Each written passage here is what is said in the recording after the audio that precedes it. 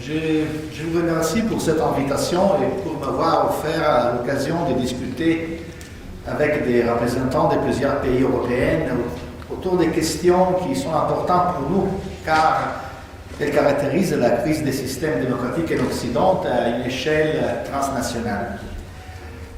Pour commencer, je vous propose de relire le 16e chapitre de la 4e partie du célèbre ouvrage d'Alexis de Tocqueville, de la démocratie en Amérique, intitulé « Quel espace de despotisme les nations démocratiques ont à craindre ?»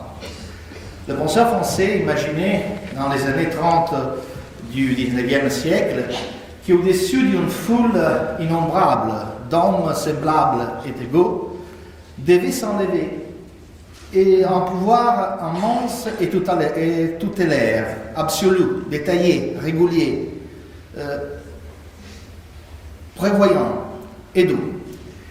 Et ce nouveau pouvoir qui vise à rendre tous les jours moins utile et plus rare l'emploi du libre arbitre et à renfermer l'action de la volonté dans un plus petit espace et à dérober peu à peu chaque citoyen jusqu'à l'usage de lui-même. La révolution numérique qui depuis une trentaine d'années déjà gouverne nos vies, il me semble qu'elle a quelque chose à voir avec la condition humaine prophétisée par Tocqueville et avec les modèles et les risques d'une démocratie totalitaire qu'il a percevés à l'horizon. Il s'agit d'un saut technologique, d'une innovation majeure qui a bouleversé radicalement la représentation et le fonctionnement social de nos vies. Des métiers entiers ont disparu ou ont changé profondément. Et désormais, les sociologues du travail s'interrogent sur les problèmes majeurs. Cette révolution technologique produit bien plus de chômeurs par rapport aux nouveaux emplois qu'elle parvient à créer. Aujourd'hui, en effet, ce ne sont plus seulement les entreprises en crise qui font le choix de licencier des employés, mais aussi des entreprises bien solides qui considèrent toutefois le travail d'un robot comme plus utile et moins coûteux. La conséquence de tout cela est que nous aurons un nombre croissant d'hommes qui consommeront sans produire. Cela portera une diminution de la consommation et à une augmentation des conflits sociaux qui n'auront plus d'ailleurs face à eux les institutions et les catégories traditionnelles, l'État, la nation, les partis politiques, les syndicats, l'Église. Il ne s'agit pas d'être optimiste ou pessimiste. Cette nouvelle condition sociale augmentera inévitablement la peur et la frustration de ceux qui se trouvent aux marges, de ceux dont le statut et la position sociale sont désormais à tel point atomisés et désarticulés qu'ils ne sont plus en mesure d'organiser une réaction. Mais cela affectera également progressivement les classes moyennes et augmentera la demande de protection de la part d'hommes forts, selon le scénario d'un film classique que l'Occident a déjà vécu, mais qui, comme toujours, se présentera sous des formes originales et sans mémoire. Je crois qu'il existe un lien entre la désarticulation du travailleur, l'affirmation du golem numérique et l'effet d'anesthésier progressivement les conflits politiques et sociaux. En fait, la tendance à la désintermédiation sociale, voilà les mots-clés, un processus culturel qui est le produit de la révolution technologique numérique, a contribué à changer la relation entre les citoyens et la politique. La diffusion d'Internet et des principaux réseaux sociaux a facilité les contacts directs entre les électeurs et leurs représentants, en nourrissant une nouvelle forme de populisme médiatique sans précédent. Ces phénomènes se caractérisent par certains aspects communs.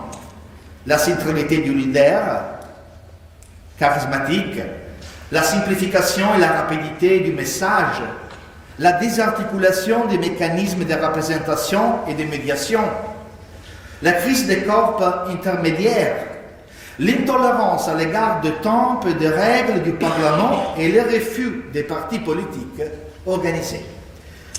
Les nombreux peuples virtuels se multiplient, se fragmentent de peuples du Minitel, déjà dépassés, au peuple du web, apparemment éternel, et mettent en exergue une série de paradoxes de plus en plus évidentes à l'échelle mondiale. Dans l'agora virtuelle d'Internet, au lieu de diminuer, la solitude augmente. Les horizons collectifs, au lieu de devenir plus clairs, deviennent flous et brumeux. Et les sujets interconnectés, au lieu de s'organiser, s'atomisent de plus en plus. Les inégalités s'accroissent, mais les processus de désarticulation sociale qui les rendent invisibles et sans voix se radicalisent de plus en plus. Ainsi, les conflits sont narcotisés au moment même où ils se mettent en scène grâce à une médiation continue de l'instant, qui fait de chacun d'entre nous un téléspectateur de la vie nue des autres, dans laquelle chacun, de manière narcissique, est amené à refléter, par identification ou par opposition, sa propre vie. Cette nouvelle condition concerne la connaissance aussi. Il suffit de songer au succès de Wikipédia, l'encyclopédie numérique de l'époque de la globalisation. Un sujet qui m'intéresse aujourd'hui, d'un côté en tant qu'historien, et de l'autre parce qu'il s'agit de l'un des sites les plus populaires sur le web et qui a un impact considérable sur la relation entre les libertés publiques et la connaissance. Au mois d'août 2005, son l'inventeur de Wikipédia, Jimmy Wales, déclare à Berlin avec des tons messianiques et futuristes: « Nous voulons libérer les savoirs. Nous sommes une force politique. Nous sommes de la dynamite. » La dimension idéologique de Wikipédia, en fait, est inspirée par un idéal collectif, libéral et en même temps anarchiste, basé sur l'engagement individuel et sur des idéaux de coopération collective, à partir d'un système social fondé sur l'optimisme rationnel de l'individu et sur sa capacité à juger et à décider de manière indépendante. À la base, on retrouve la conviction selon laquelle un marché de plus en plus fragmenté des capitaux et des informations peut plus facilement coïncider avec la valeur de la démocratie politique, sans besoin de correctifs, à l'exception de la nécessité d'assurer toujours et forcément aux usagers un même niveau de consommation, dans ce cas, consommation d'information. Et notre, c'est désormais imposé l'idée selon laquelle les professeurs, les entrepreneurs, les fonctionnaires, les journalistes, les juges, les avocats, les politiciens, les médecins, les banquiers, les hommes des sciences, avec leur savoir spécifique et leur fonction de médiation, ont progressivement confisqué à une prétendue citoyenne neutre son pouvoir de décision et d'autodétermination de la connaissance. C'est précisément les binômes technologiques Google, Wikipédia, qui a sapé les bases du rôle social des intermédiaires. Il y a une telle abondance des nouvelles qu'il n'est plus vraiment d'importance de se concentrer sur les processus de recherche, méthodologie d'investigation, hiérarchisation des sources, type de formulation des questions sur le plan qualitatif et quantitatif. Mais il suffit d'y avoir assez pour satisfaire son propre besoin d'information, que l'on finit par confondre le besoin d'information, par le confondre avec un processus de connaissance. La culture du savoir, autrefois réservée aux experts, centralisée et gérée par des médiateurs, est désormais confiée aux exagères, eux-mêmes selon les idéaux et les limites de la démocratie directe. L'importance de Wikipédia est de reconnaître les droits de chacun à corriger la pensée de son voisin et en l'orientant vers un contrôle démocratique et relativiste de la connaissance.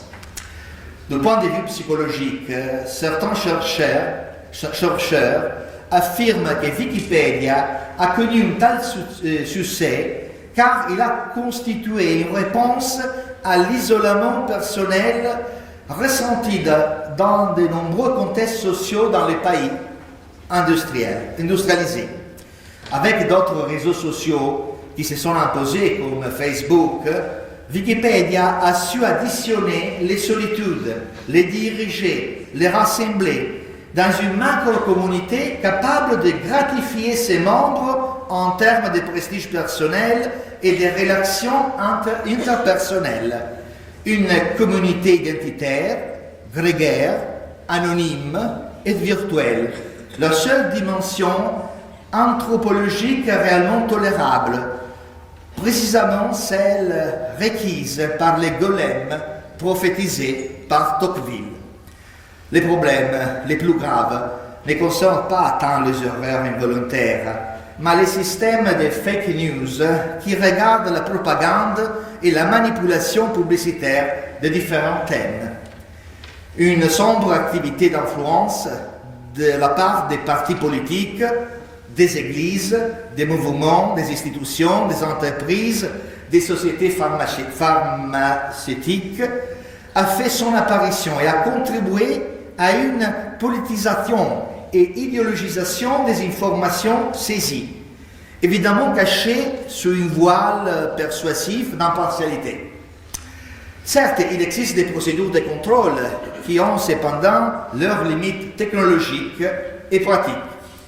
Tout cela se déroule au nom d'une bataille anti-hiérarchique et anti-intellectualiste en faveur d'une nouvelle démocratie participative. Pourtant, les risques existent. Bien que le populisme numérique de Wikipédia se transforme en une dictature de la majorité, une forme de totalitarisme démocratique inquiétant et bienveillant, semblable à celui que décrivait Tocqueville.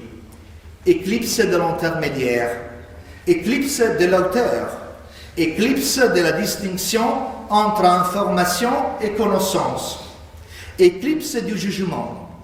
Wikipédia apparaît alors comme un thermomètre idéal pour mesurer le déclin du concept de citoyenne, l'autre face de la crise des démocraties représentatives à l'époque de la globalisation, là où pousse la mauvaise plante de la post-démocratie, qui peut être déjà parmi nous, juste en dehors d'un écran d'ordinateur et de cette salle.